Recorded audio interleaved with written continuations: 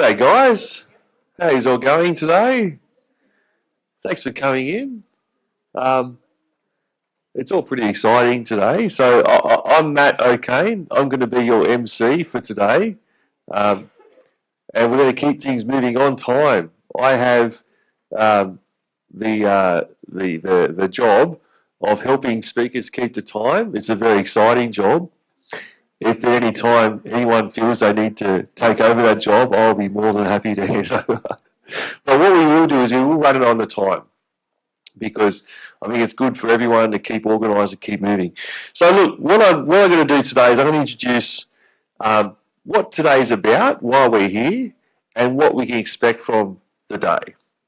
So, you know, a lot of you already are pretty familiar with what the SafeSide Institute does, and I think they do some great work. But I just want to spend a couple of minutes just briefly recapping for people who have never really interacted with the SafeSide Institute before, and sort of cover what they sort of cover. And what makes the SafeSide Institute different to a lot of similar organisations is that they have a focus on the whole patient. It's not just about medicine, it's not just about well-being or helping you get organised in life, but they're trying this whole of patient approach. And especially in the paediatric field, that is super important, because what we'll see is if you can get started in the right way, it makes life a lot easier. The other thing that the SafeSide Institute makes them different is a commitment to scientific research.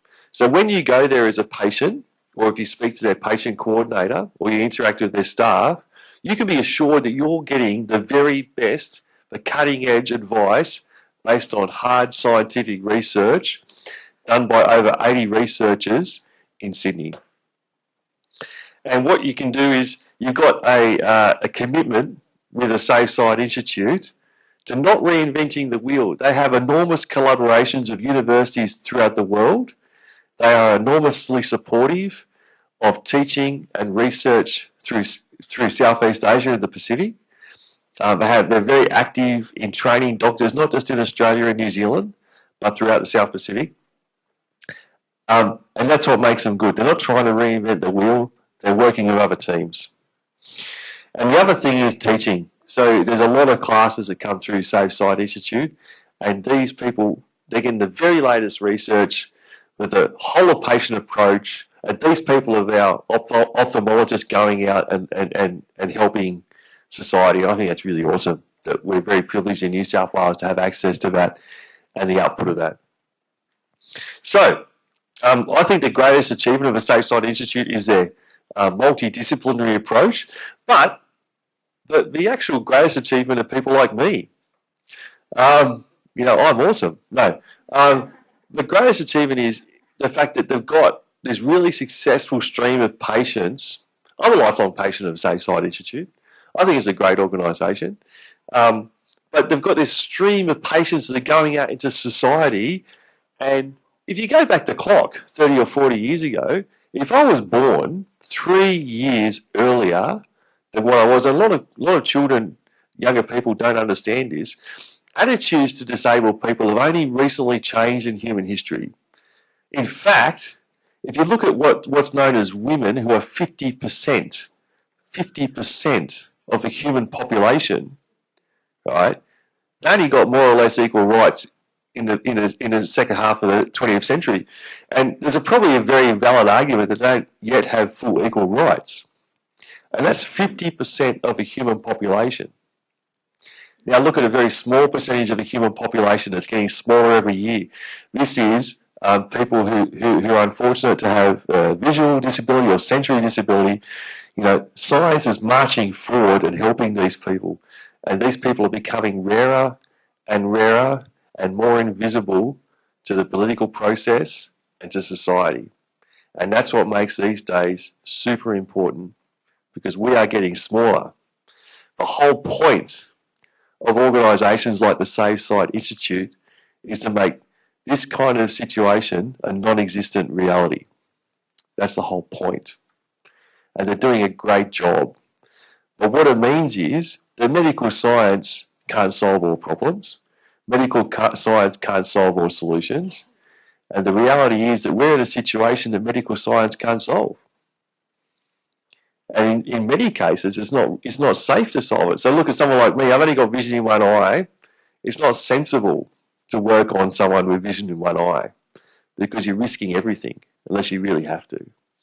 So it's probably safe to say is if you've got a chronic sensory situation, this situation will persist throughout your life, and in many situations will get worse. So that's a very somber note, but I guess the point I'm trying to drive across is that this is a new thing for society. We have, people like me who are employed, who are working, who can, really out there doing some really interesting things, and your children or your patients or your students will have this awesome benefit and opportunity to take advantage of all the research that we've done, not just on the hard sciences, on the hard medicine, which is how eyes actually function and how it can be improved, but all the social stuff. What makes someone successful under these circumstances? How can we help people give them a great start to life so they're not in the unfortunate 60% of unemployed, who is the unfortunate situation that many visually impaired people will find themselves in? How do we help them make sure that they're in a successful group and that we're actually making their lives better? And I think that's, if I had to summarise why I'd like to SafeSide Institute so much, is that they're focusing on trying to solve these really tough, really big problems. So look, I wanted to introduce the day. So you've heard a bit about my story, but what might be interesting is that, because if I was born only 3 years earlier, or 4 years earlier, then entry to school would have been a non-starter. That would have not happened. I'd have been sent to a sheltered workshop, and that's appropriate in some cases, but in the case which I am, and I'd like to think that a lot of us are in a similar case, that you've got more choices in life. You can choose to work. You can choose to, you can choose to travel overseas. You can try different things. And look, what I'm really excited about is that, I had to go and some of you might know my story with there was a small dispute with the Department of Education that led to my almost expulsion. But look, times have changed. And we're getting a much more accepting society that encourage people to sort of try and realise the best they can. So the other part of my story is that I've got my boy here and my wife. My wife is awesome. But I've got my little boy here, Jeremy, and he has a similar eyesight situation to myself. He's actually got it a little bit tougher because he's got glaucoma, and as you know, glaucoma is something you need to manage over life and put you at risk of changes. But what I like is that he's gotten involved really early, and he's gotten hopefully he can learn a lot from today and learn how he can sort of get himself set up well for life and find a good job and make the good lifestyle choices, because that's what it comes down to with vision. It's about lifestyle choices. You can choose to do a lot of things, but you've got less choices. So the obvious one, of course, is driving. You can't choose to drive. Well, you can if you want to choose to go to jail. But there's other choices as well. So you need to think about things like employment. So if you can't be an airline pilot, for example, that's not an option. If you want to work in construction, you need to think about that very carefully and plan that through.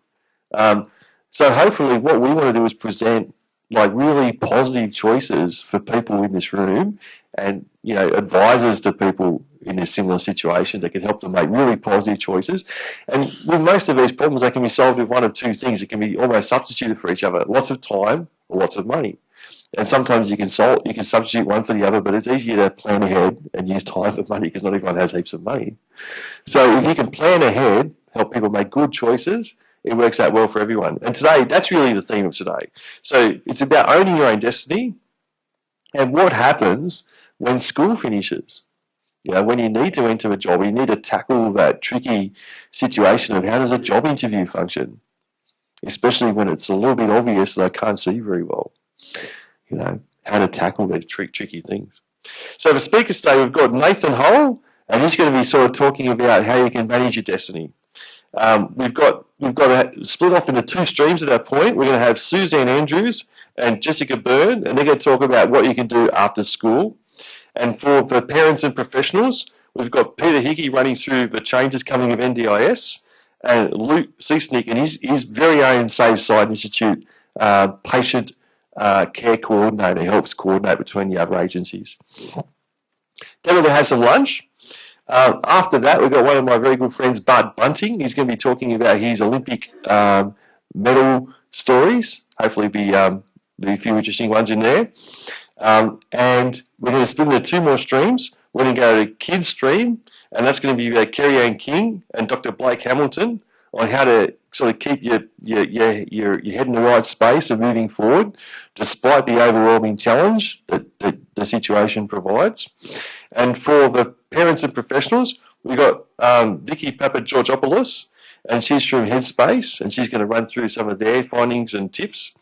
And we've got Professor Robert Jamison and Professor John Grigg, and they're going to be talking about some of the latest things coming out of SafeSide in terms of hard research.